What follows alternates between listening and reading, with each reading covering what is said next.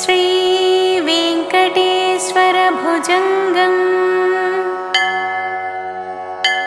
मुखे चारुहासं करे शङ्खचक्रं गले रत्नमाला स्वयं मेघवर्णम्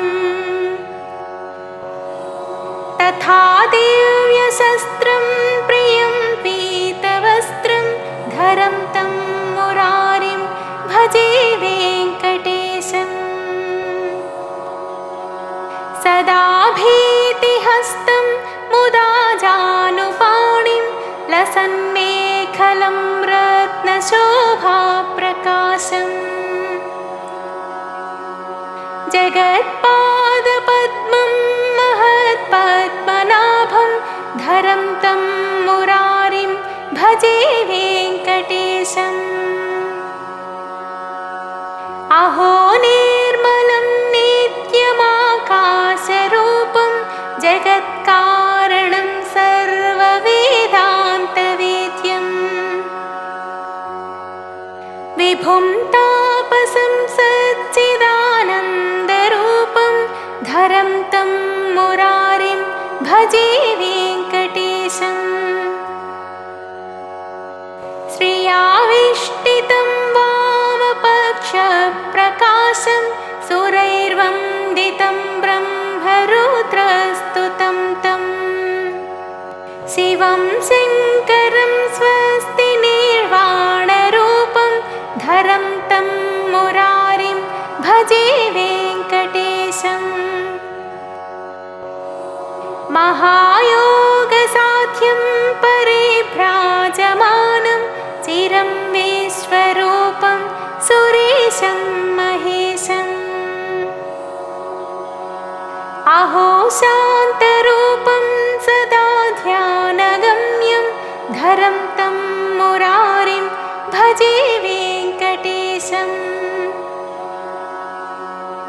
अहो मत्स्यरूपं तथा कूर्मरूपं महाक्रोडरूपं तथा नारसिंहम्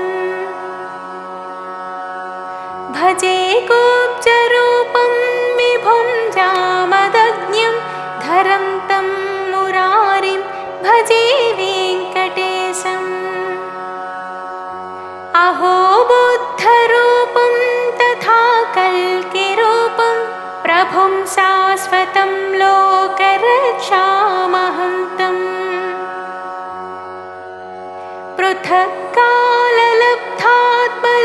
पृथक्काललब्धात्मलीलावतारं धरं तं मुरारिं भजे वेङ्कटेशम् इति श्रीवेङ्कटेशभुजङ्गं सम्पूर्णम्।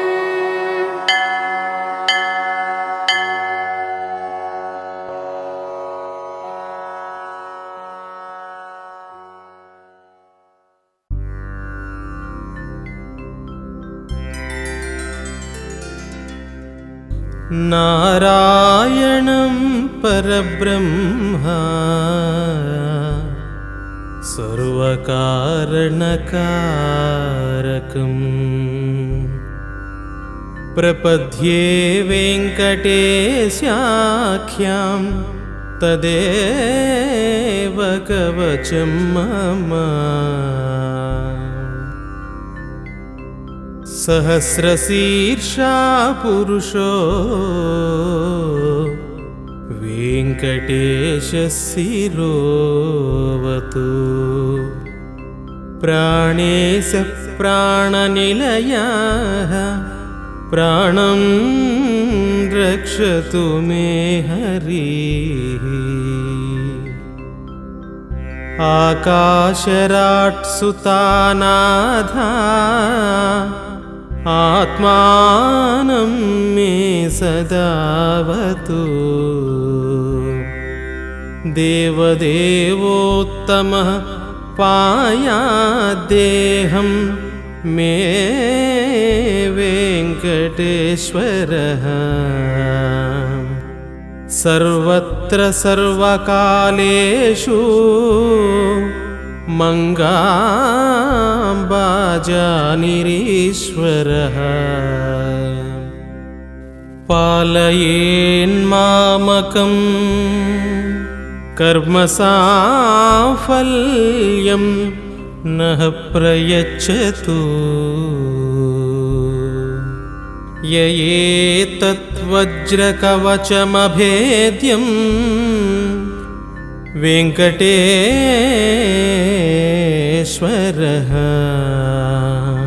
सायं प्रातः पठे नित्यं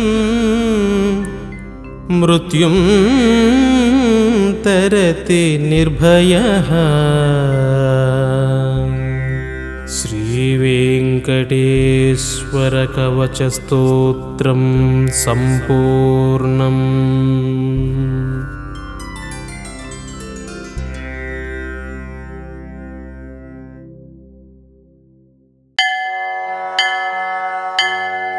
ॐ श्रीवेङ्कटेशकरावलम्बस्तोत्रम्।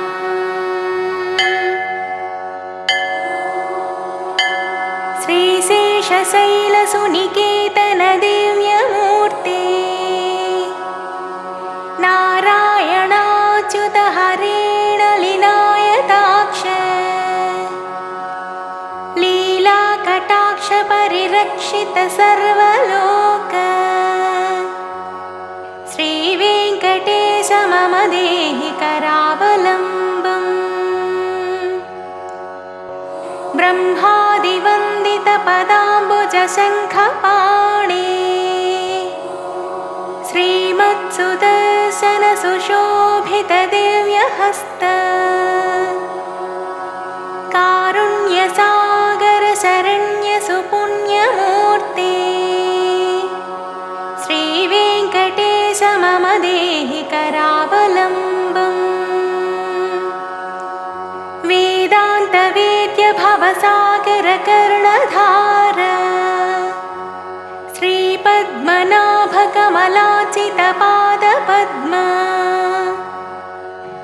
लोकैकपावन परात्पर पापहारिन् श्रीवेङ्कटेश मम देहि करावलम्बम्।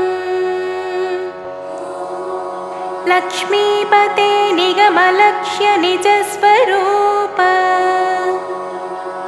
कामादिदोष परिहारित बोधदायिन् दैत्यादिमर्दन जनार्दन वासुदेव श्रीवेङ्कटेश मम देहि करावलम्बम्। तापत्रयं हर विभोरभसान्मुरारे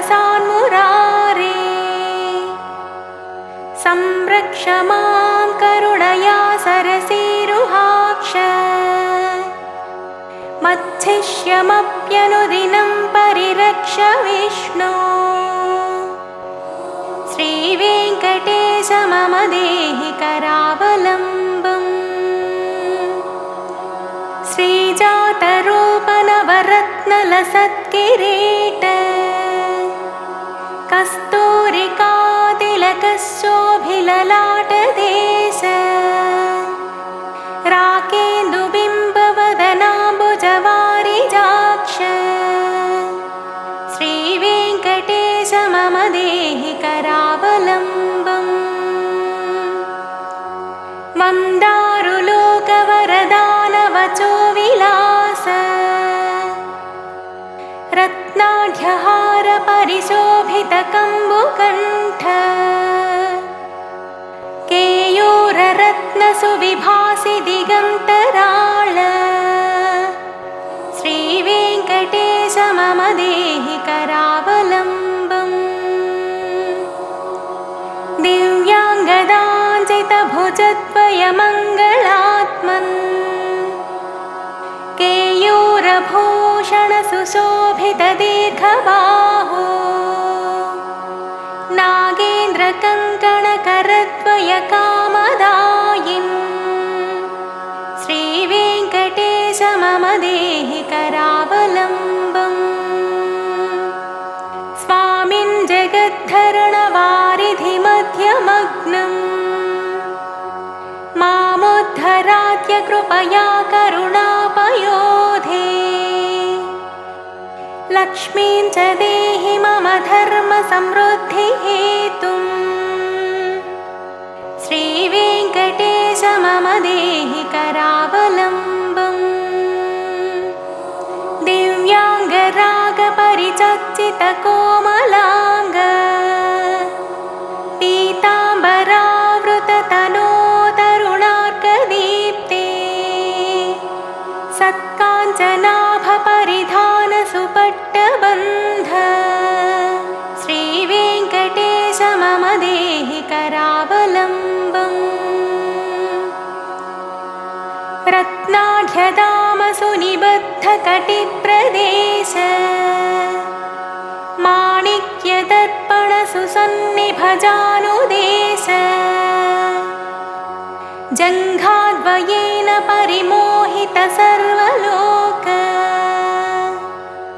श्रीवेङ्कटेश मम देहि करावलम्बम् लोकैकपावनसरित्परिशोभिताङ्घ्रे त्वक्ताददर्शनदिनेश महाप्रसादात् हार्दं तमश्च सकलं लयमापभूमन् श्रीवेङ्कटेश मम देहि करावलम्बम् कामादिवैरिनिवहोच्युत मे प्रयातः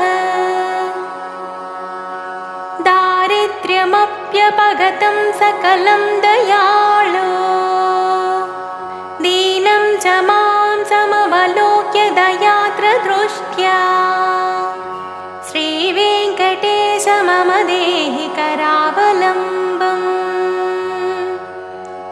श्रीवेङ्कटेश पदपङ्कजषट्पदेन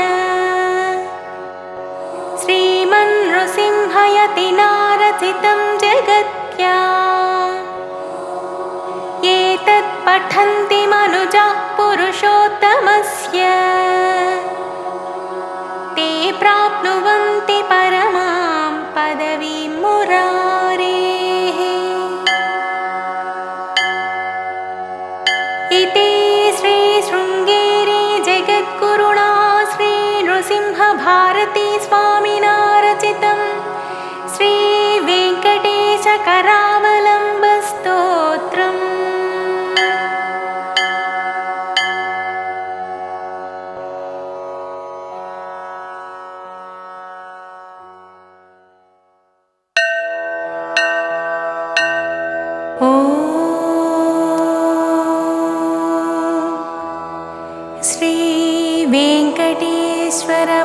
श्रीवेङ्कटेश्वरमङ्गलाष्टकम्।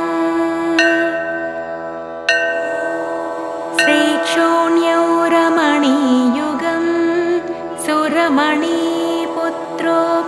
वाणीपतिः पौत्रश्चन्द्रशिरोमणिः फणिपति शय्यासुराः सेवकाः ताक्ष्यो यस्य रथो महश्च भवनं ब्रह्माण्डमाद्यः पुमान् श्रीमद्वेङ्कटभूधरेन्द्ररमणः कुर्याद्धरेर्मङ्गलम्।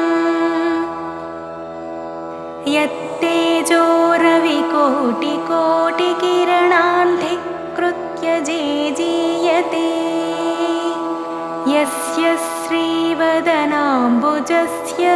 सुषमा राकेन्दुकोटिरपि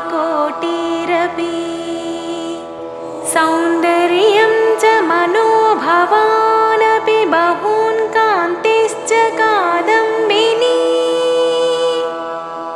श्रीमद्वेङ्कटभूधरेन्द्ररमणः कुर्याद्धरेर्मङ्गलम्।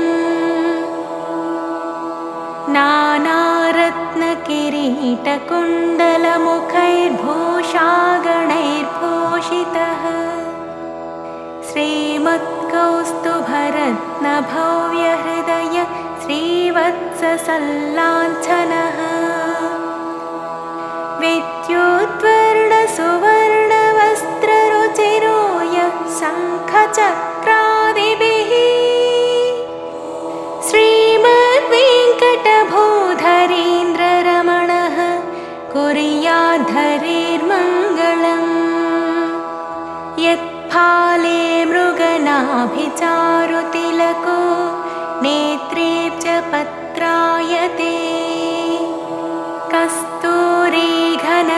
मन्दारकेसरमिलच्छ्रीगन्धसारोद्रवैः गन्धैर्लिप्ततनुः सुगन्धसुमनो मालाधरो यः प्रभुः श्रीमद्वेङ्कटभूधरीन्द्ररमणः कुर्याद्धरेर्मङ्गलम्। एतद्दिव्यपदं ममास्ति भुवि तत्सम्पश्यतीत्यादरात् भक्तेभ्यः स्वकरेण दर्शयति यद्धृष्ट्याति सौख्यं गतः। एतद्भक्तिमतो महानपि भवाम्भोधिर्नदीति स्पृशन् श्रीमद्वेङ्कटभूधरीन्द्ररमणः कुर्याद्धरेर्मङ्गलम्। यस्वामी सरसस्तटे विहरतो श्रीस्वामिनान्नः सदा सौवर्णालयमन्दिरो विधिमुखैर्बर्हिर्मुखैः सेवितः। यः शत्रून् हनयन्निजानवति च श्रीभूवराहात्मकः श्रीमद्वेङ्कटभूधरीन्द्ररमणः कुर्याद्धरेर्मङ्गलम्। यो ब्रह्मादिसुरान् मुनींश्च मनुजान् ब्रह्मोत्सवायागतान् दृष्ट्वा हृष्टमना बभूव बहुश सैरर्चितः संस्तुतः। तेभ्यो यः प्रददाद्वरान् बहुविधान् लक्ष्मीनिवासो विभुः श्रीमद्वेङ्कटभूधरीन्द्ररमणः कुर्याद्धरेर्मङ्गलम्। यो देवो भुवि वर्तते कलियुगे वैकुण्ठलोकस्थितो भक्तानां परिपालनाय सततं कारुण्यवारांनिधिः श्रीशेषाख्यमहेन्द्रमस्तकमणिर्भक्तैकचिन्तामणिः श्रीमद्वेङ्कटभूधरीन्द्ररमणः कुर्याद्धरेर्मङ्गलम्। शेषाद्रि प्रभुमङ्गलाष्टकमिदं तुष्टेन यस्येशितुः प्रीत्यर्थं रचितं रमेशचरणद्वन्द्वैकनिष्ठावता वैवाह्यादिषु भक्रियासु पठितं यैः साधु तेषामपि श्रीमद्वेङ्कटभूधरीन्द्ररमणः कुर्याद्धरेर्मङ्गलम्। इति श्रीवेङ्कटेशमङ्गलाष्टकम्।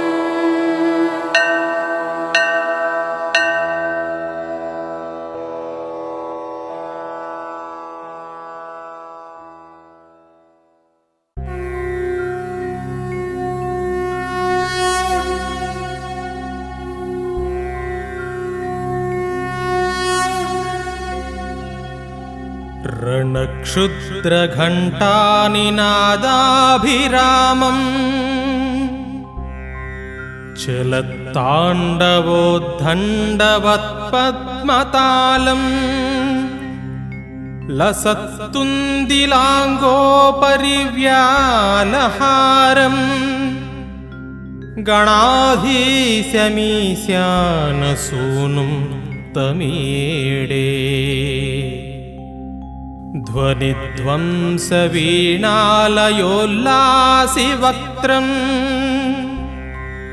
स्फुरच्छुण्डदण्डोल्लसद्बीजपूरम्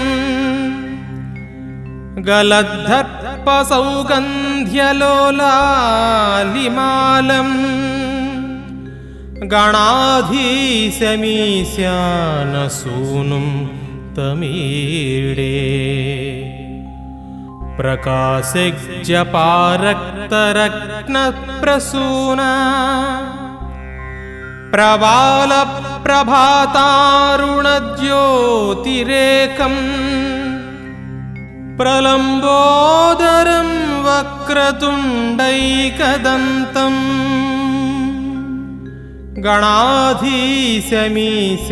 गणाधीशमीशानसूनुं तमीडे विचित्रास्फुरद्रत्नमालाकिरीटं किरीटोल्लसच्चन्द्ररेखाविभूषम् विभूषैकभूषं भवध्वंसहेतुं गणाधीशमीशानसूनुं तमीडे भुदं चद्भुजावल्लरीदृश्यमूलो उच्चलद्भ्रूलताविभ्रमभ्राजदक्षम् मरुत्सुन्दरी चामरैः सेव्यमानम् गणाधीशमीशानसूनुं तमीडे स्फुरन्निष्ठुरालोलपिङ्गाक्षितारम् कृपाकोमलोदारलीलावतारम् कलाबिन्दुगं गीयते योगिवर्त्यै गणाधीशमीशानसूनुं तमीडे यमेकाक्षरं निर्मलं निर्विकल्पं गुणातीतमानन्दमाकारशून्यं परं पारमोङ्कारमाम्नाय गर्भं वदन्ति प्रगल्भं पुराणं तमीडे चिदानन्दसान्द्राय शान्ताय तुभ्यं नमो विश्वकर्ते च हर्ते च तुभ्यं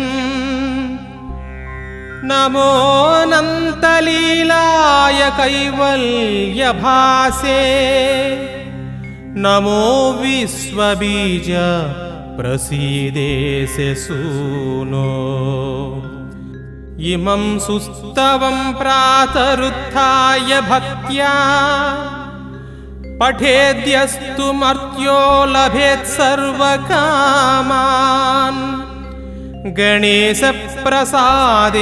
सिद्ध्यन्ति वाचो गणेशे विभो दुर्लभं किं प्रसन्ने इति श्रीमत्शङ्कराचार्यकृत श्रीगणेशभुजङ्गम् श्रीगणेशभुजङ्गम्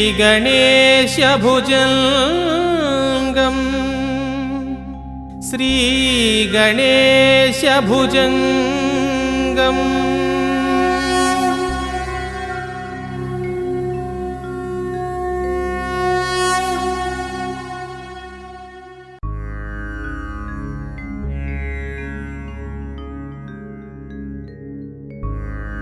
गौरी उवाच येषोऽतिचपलो दैत्यान् बाल्येऽपि नाशयत्यहो अग्रे किं कर्म कर्तेति न जाने मुनिसत्तमा दैत्यानानाविधा दुष्टाः साधुदेवद्रुहखला अतोऽस्य कण्ठे किञ्चित्त्वं रक्षार्थं बद्धुमर्हसि मुनिर्उवाच ध्यायेत् सिंहगतं विनायकममुं दिग्बाहुमाध्ये युगे त्रेतायान्तु मयूरवाहनममुं षड्बाहुकं सिद्धिदम् द्वापारे तु गजाननं युगभुजं रक्ताङ्गरागं विभुं तुर्ये तु द्विभुजं सिताङ्गरुचिरं सर्वार्धदं सर्वदा विनायकः शिखां पातु परमात्मा परात्परः अतिसुन्दरकायस्तु मस्तकं सुमहोत्कटः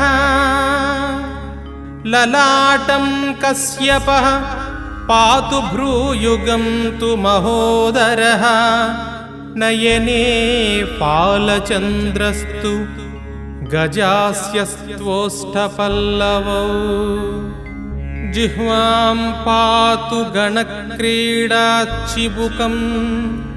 गिरिजासुतः वाचं विनायकः पातु दन्तान् रक्षतु दुर्मुखः श्रवणौ पाशपाणिस्तु नासिकां चिन्तितार्धदः गणेशस्तु मुखं कण्ठं पातु देवो गणञ्जयः स्कन्दौ पातु गजस्कन्धः स्तनौ विघ्नविनाशनः हृदयं गणनाथस्तु हेरम्बो जठरं महन् धराधरः पातु पार्श्वौ पृष्ठं विघ्नहरं शुभः लिङ्गं गुह्यं सदा पातु वक्रतुण्डो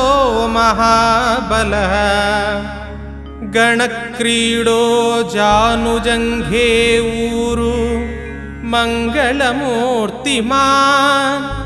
एकदन्तो महाबुद्धिः पादौ गुल्फौ सदावतु क्षिप्रप्रसादनो बाहुपाणि आशाप्रपूरकः अङ्गुलीश्च नखान् पातु पद्महस्तोरिनाशनः सर्वाङ्गानि मयूरेषु विश्वव्यापी सदावतु अनुक्तमपि यत्स्थानं धूमकेतुः सदावतु आमोदस्त्वग्रतः पातु प्रमोदः पृष्ठतोऽवतु प्राच्यां रक्षतु बुद्धिश आग्नेयां सिद्धिदायकः दक्षिणस्यामुमापुत्रो नैऋत्यान्तु गणेश्वरः प्रातीच्यां विघ्नहर्ता व्याद्वायव्यां गजकर्णकः कौबेर्यां निधिपः पायादिशान्यामीशनन्दनः दिवाव्यादेकदन्तस्तु रात्रौ सन्ध्यासु विघ्नहृत् राक्षसासुरभेताळ ग्रहभूतपिशाचतः पाशाङ्कुशधरः पातु रजः सत्त्वतमः स्मृतिः ज्ञानं धर्मं च लक्ष्मीं च लज्जां कीर्तिं तथा कुलं वपुर्धनं च धान्यं च गृहान्धारान् सुतान् सखीन् सर्वायुधधरः पौत्रान् मयूरेशोऽवतात् सदा कपिलो जाविकं पातु गजास्वान्विकटोऽवतु भूर्जपत्रे लिखित्वेदं यः कण्ठे धारयेत् सुधीः न भयं जायते तस्य यक्षरक्षः पिशाचतः।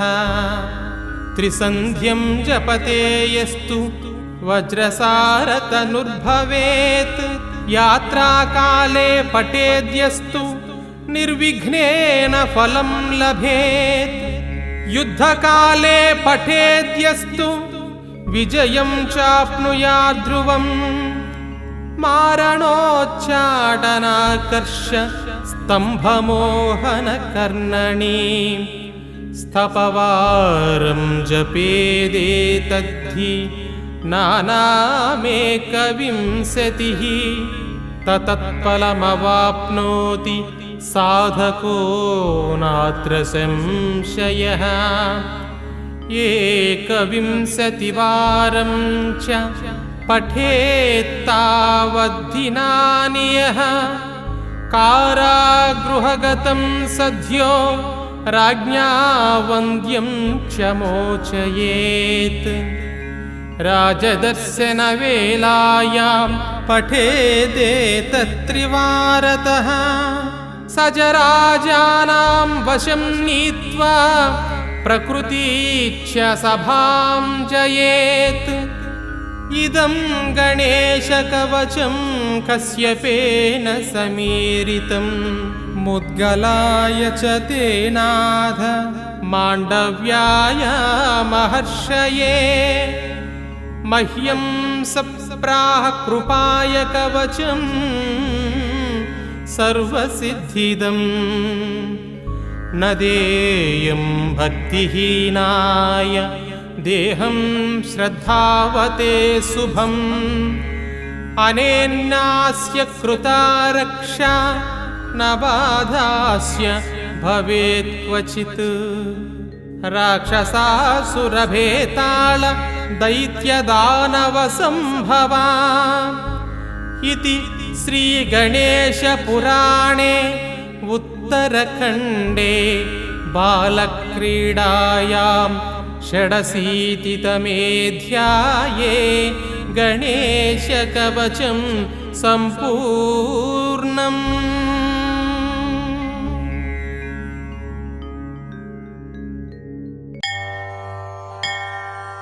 ध्यात्वा सरस्वतीं देवीं गणनाथं विनायकम् राजा दशरथस्तोत्रं सौरेरिदमथाकरोत्। दशरथ उवाच नमः कृष्णाय नीलाय शितिकण्ठनिभाय च नमो नीलमयूखाय नीलोत्पलनिभाय च नमो निर्मांसदेहाय दीर्घश्मश्रुजटाय च नमो विशालनेत्राय शुष्कोदरभयानक नमः पुरुषगात्राय स्थूलरोमाय वै नमः नमो नित्यं क्षुधार्ताय नित्यतप्ताय वै नमः नमः कालाग्निरूपाय कृतान्तक नमोऽस्तु ते नमस्ते कोटराक्षाय दुर्निरीक्ष्याय वै नमः नमो घोराय रौद्राय भीषणाय कराळिने नमस्ते सर्वभक्षाय वालीमुख नमोऽस्तु ते सूर्यपुत्र नमस्तेस्तु भास्करे भयदायक अथो दृष्टे नमस्तुभ्यं वपुश्याम नमोऽस्तु ते नमो मन्दगते तुभ्यं निस्त्रिंसाय नमो नमः तपसा दग्धदेहाय नित्ययोगरताय च नमस्ते ज्ञाननेत्रा काश्यपात्मजसूनवे तुष्टो ददासि वैराज्यं रुष्टो हरसि तत्क्षणात् देवासुरमनुष्याश्च पशुपक्षी सरीसृपाः त्वया विलोकिताः सौरे दैन्यमासो व्रजन्ति च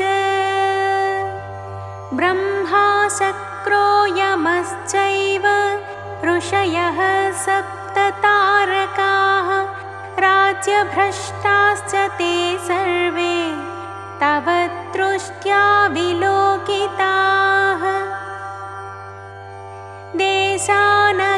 देशानगरग्रामाश्च द्वीपाश्चैवात्रयस्तथा रौद्रदृष्ट्या तु ये दृष्टाः क्षयं गच्छन्ति तत्क्षणात् प्रसादं कुरु मे सौरे वराध्येऽहं तवाश्रितः सौरे क्षमस्वापराधं सर्वभूतहिताय च इति दशरथकृतश्रीशनैश्चरस्तोत्रम्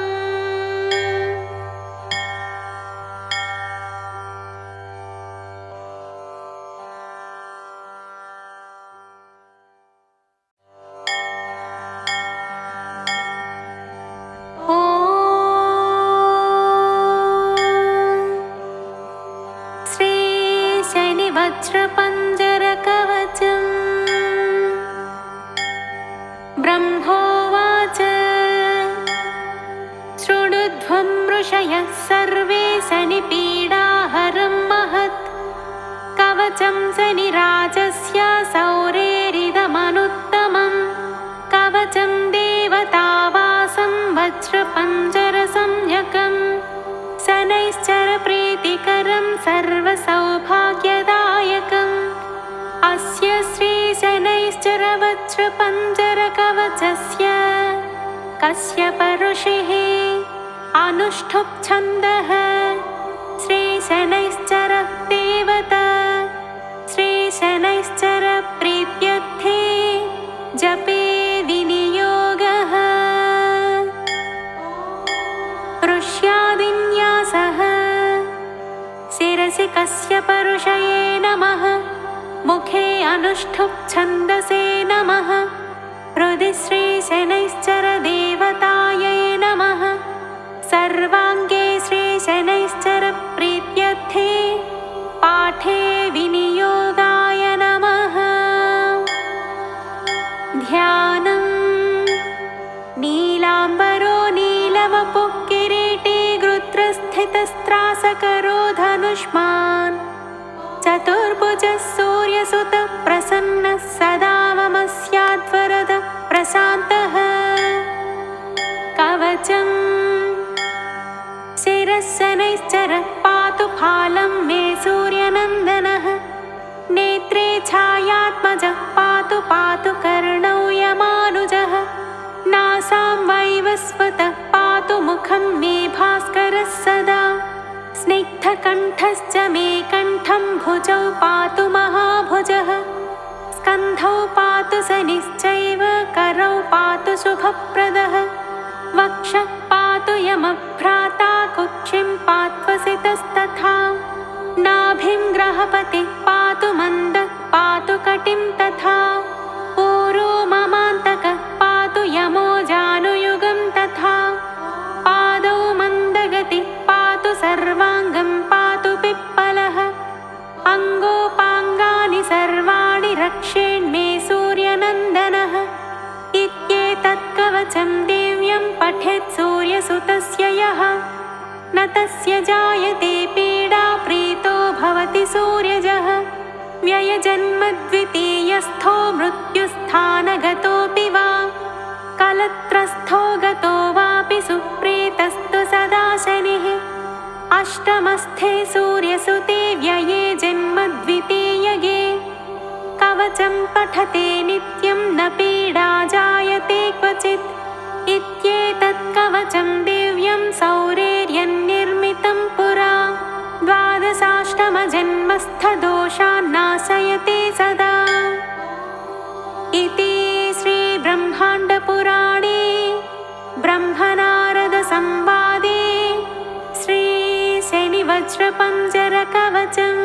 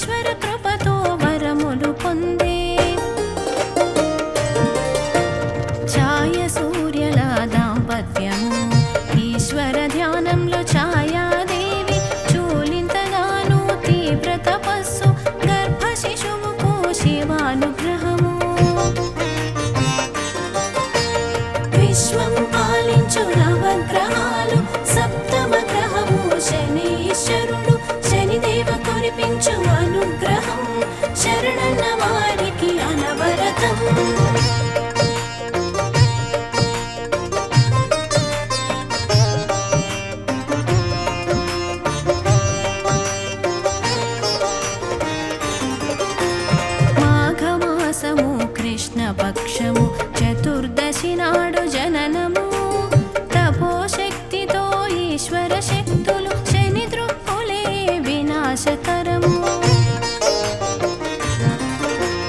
ఛాయాసుతుడై కృష్ణవర్ణము తపోగ్ని చేత గాఢవర్ణము సూర్య తేజం లేని శిశువును గాచి కిన్నుడై సూర్యుడు విశ్వం పాలించు నవగ్రహాలు సప్తమ గ్రహము శనీశ్వరుడు శనిదేవ కురిపించు అనుగ్రహం శరణన్న వారికి అనవరతం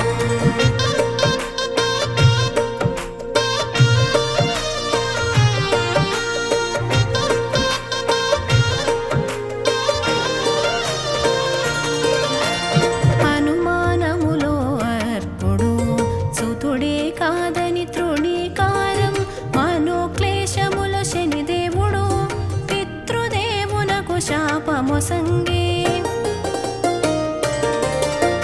సూర్యరథము ఆగిపోయెను కృష్ణవర్ణంలో మారి సూర్యుడు ఈశ్వరుడు ప్రత్యక్షమాయే సూర్యునకు సందేహ నివృత్తి విశ్వం పాలించు నవగ్రహాలు సప్తమ గ్రహము శనీశ్వరుడు శనిదేవ కురిపించు అనుగ్రహం శరణన్న వారికి అనవరతం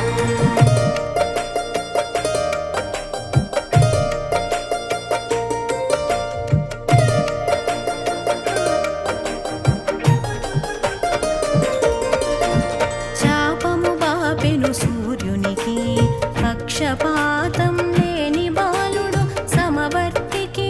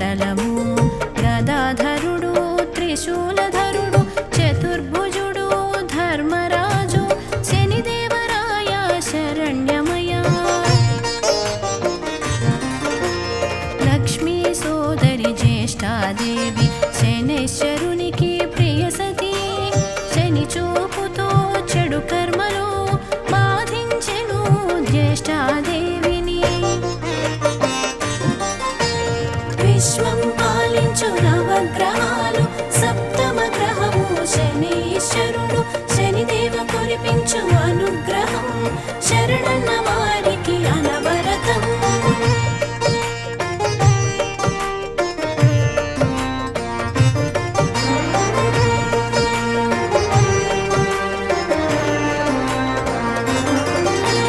తపస్సులు చేసి సేవలు చేసే ధర్మదేవునకు ధర్మపత్ని పతివ్రతంలో జ్యేష్ఠాదేవి పరమ సాధ్వి పరమ పావని. హరిశ్చంద్రుడు నలుడు సగరుడు రాముడు కృష్ణుడు పరమేశ్వరుడు దేవాది దేవుల పైన దృక్కులు కష్టాలు దుఃఖాలు తప్పని బాధలు. విశ్వం పాలించు నవగ్రహాలు సప్తమ గ్రహము శనీశ్వరుడు శనిదేవ కురిపించు అనుగ్రహం శరణన్న వారికి అనవరతం.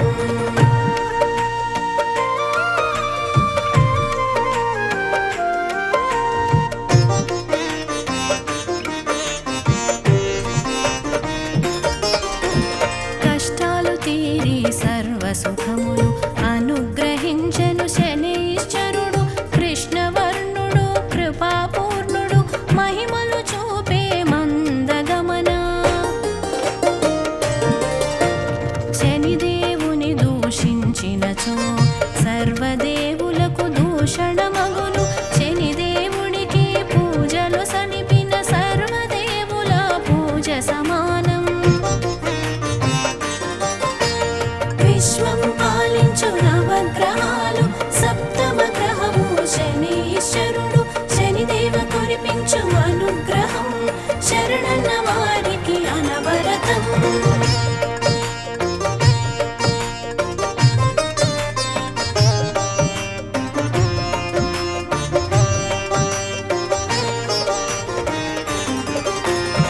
త్రేతాయుగములు లంకలు రావణాసుర చెరలో శనిదేవుడు ఆంజనేయుడు విడిపించెను కృతజ్ఞతలతో శనిదేవుడు. హనుమ భక్తులకు వరమొసగి పీడించనని మాటను ఇచ్చి హనుమద్దీక్షలో ఉన్న వారిని శనీశ్వరుడు అనుగ్రహించును. విశ్వం పాలించు నవగ్రహాలు సప్తమ గ్రహము శనీశ్వరుడు శనిదేవ కురిపించు అనుగ్రహం శరణన్న వారికి అనవరతం.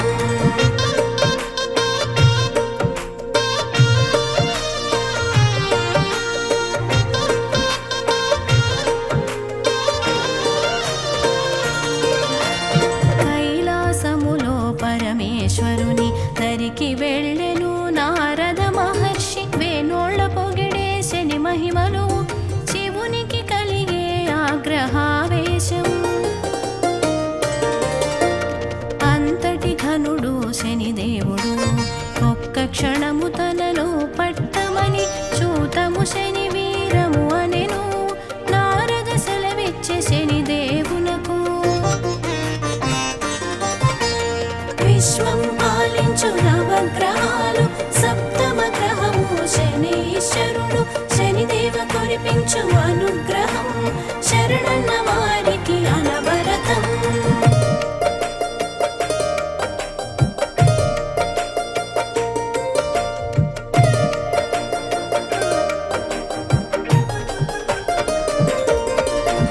కైలాసం విడచి కారడవిలో వృక్షము తొర్రలో ధ్యానించి కనులు తెరవగా ఎదుటనే అగుపించెను శనిదేవుడు. శని తనను ఏమి చేయలేదని మందహాసంతో ఈశ్వరుడు నుడివే ముక్కంటివే మృత్యుంజయ మూలలు చెట్టులు దాగితివే. విశ్వం పాలించు నవగ్రహాలు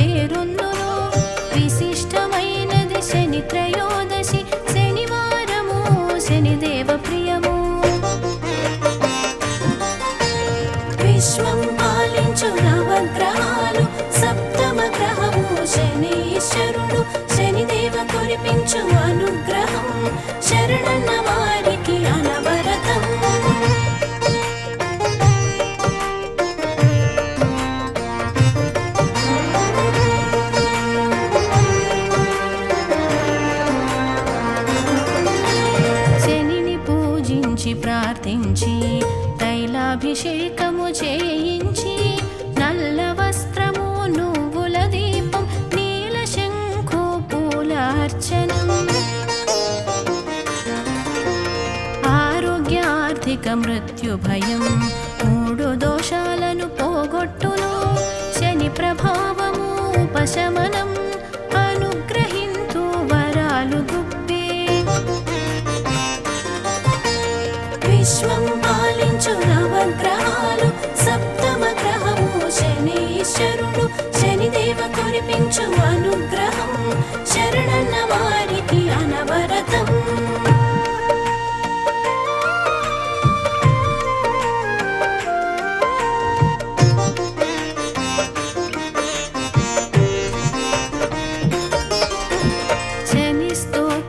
శని చాలీస ఓం శం శనీశ్వరాయ నమః నామ మంత్రము జపతపము పరిహారములు ఫలవంతము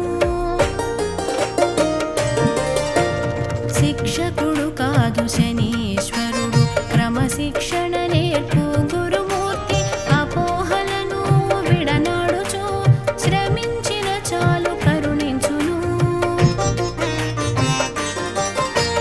విశ్వం పాలించు నవగ్రహాలు సప్తమ గ్రహము శనీశ్వరుడు శనిదేవ కురిపించు అనుగ్రహం శరణన్న వారికి అనవరతం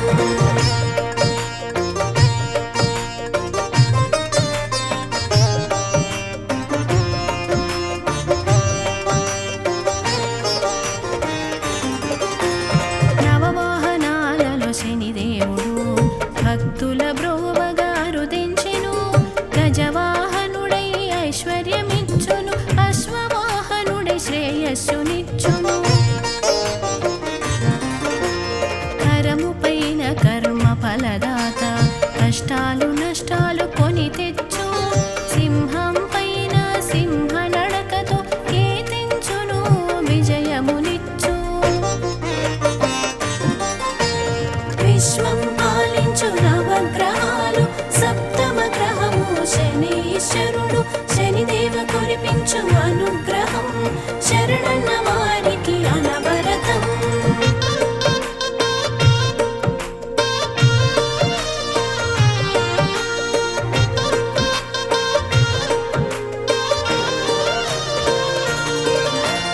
హరిణము పైన అరె బాధలు చునకము పైన చోర భయము జంబూకంపై వివేకనాశనం చరించుచుండు ఛాయాపుత్ర దృష్టి తోడనే దశలను మార్చును కొండలు తృణాలు తృణాలు కొండలు రాజును మార్చు పేదవాడిగా పేదవాడిని శ్రీమంతుడిగా విశ్వం పాలించు నవగ్రహాలు సప్తమ గ్రహము శనీశ్వరుడు శనిదేవ కురిపించు అనుగ్రహం శరణన్న వారికి అనవరతం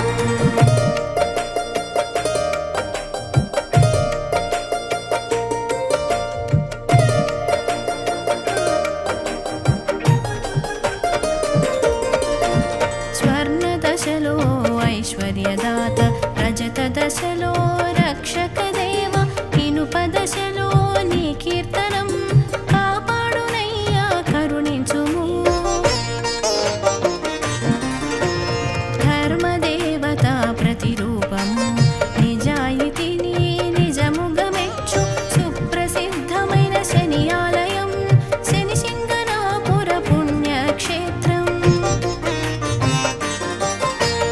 విశ్వం పాలించు నవగ్రహాలు సప్తమ గ్రహము శనీశ్వరుడు శనిదేవ కురిపించు అనుగ్రహం శరణన్న వారికి అనవరతం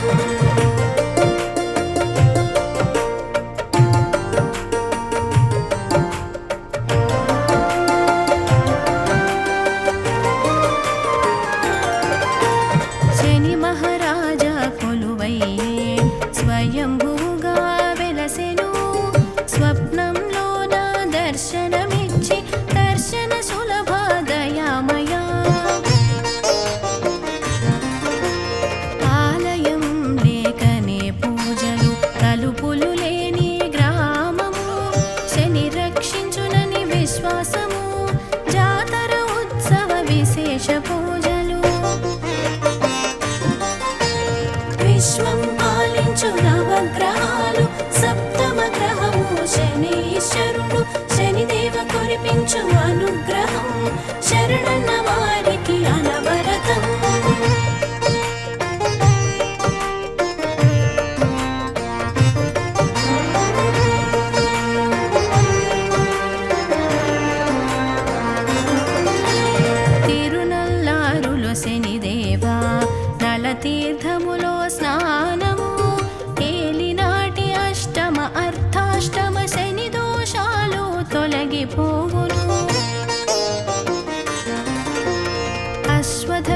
పాపల సంహారము శనిదేవునికి దిగ్విజయం మందపల్లిలో శ్రీ మందేశ్వర శని ప్రతిష్ఠిత శివలింగము విశ్వం పాలించు నవగ్రహాలు సప్తమ గ్రహము శనీశ్వరుడు శనిదేవ కురిపించు అనుగ్రహం శరణన్న వారికి అనవరతం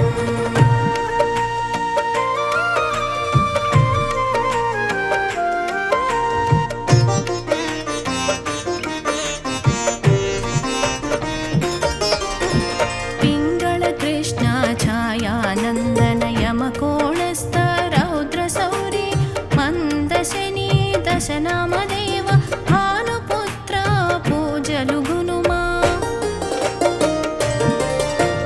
శని జయంతి నాడు ఉపవాసం శని ఆలయాలలో అర్చనలు చరణం పట్టుదు విడువకుము శరణు శరణు శని మహారాయ